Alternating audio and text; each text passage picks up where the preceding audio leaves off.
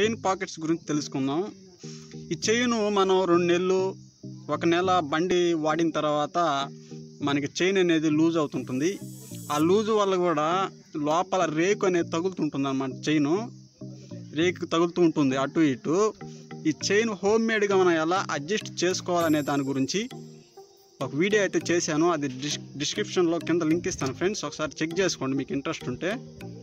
Friends, second step వచ్చేసి bike engine ఇన్సైడ్లో మనకి timing chain అనేది ఈ ఏరియాలో ఉంటుంది అనమాట. ఈ ఏరియాలో ఇటు ఉంటుంది. ఆ టైమింగ్ చైన్ అనేది 4 years మనం బండి వాడిన తర్వాత అది లూజ్ అవుతుంది అనమాట.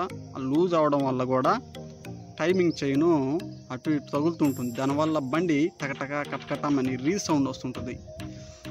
అది మీరు టైమింగ్ చైను మార్పిచ్చేసుకో.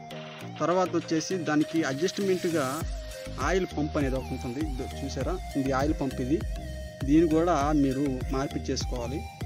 ఈ 2 కనుక మీరు మంచి మెకానిక్ కాడికి వెళ్ళేసి మార్పిచ్చేసుకున్నట్లయితే మీకు ఇంజిన్ సౌండ్ అనేది రీసౌండ్ టకటగా అని రీసౌండ్ అనేది ఏమీ రాదు. 100% గ్యారంటీ ఫ్రెండ్స్. నేను చేసి మీకు ఈ వీడియో పెడుతున్నాను. Thank you.